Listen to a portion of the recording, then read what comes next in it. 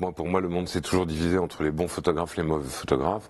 Et ça n'a pas changé. Maintenant, ce qui a changé, c'est qu'on a perdu des tas de filtres. C'est-à-dire que quand un photographe couvrait un événement, la guerre du Vietnam ou du Liban ou ce que tu veux, il fallait qu'il trouve un passager pour emmener ses films.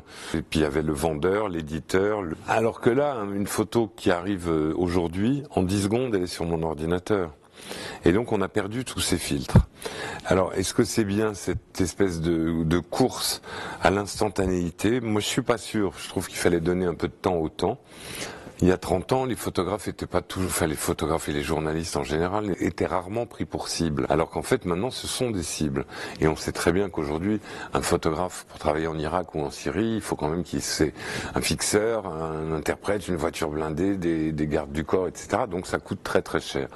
Et puis quelque chose qui a changé aussi qu'on oublie de mentionner, c'est quand même que il y a 30 ans, quand tu achetais un appareil photo mécanique, tu pouvais le garder 10 ans.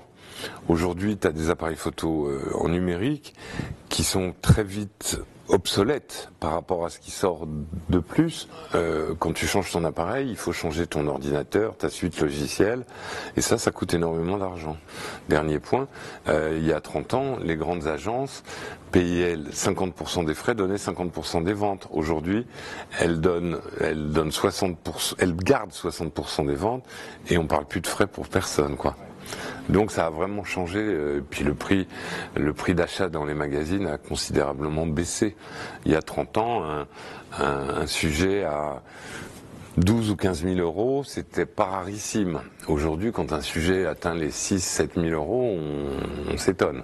Honnêtement, je pense pas que Visa ait joué un rôle dans cette évolution.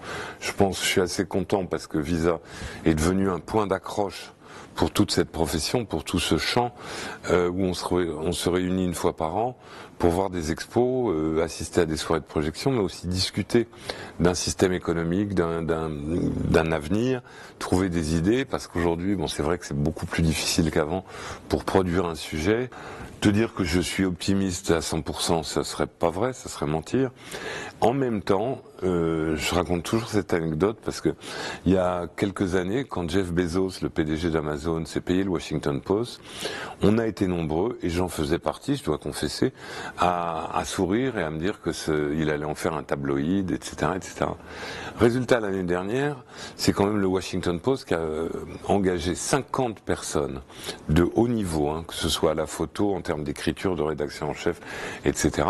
Parce que Jeff Bezos a compris que pour remonter son quotidien, il fallait un produit de qualité, un contenu de qualité qui se différencie des autres journaux. Il a compris que il fallait produire des photos, il fallait envoyer des journalistes sur le terrain, voilà, et ça, moi ça me donne de l'optimisme parce que je me dis si un monsieur comme ça a compris, il est peut-être en avance sur les autres et les autres vont peut-être y venir.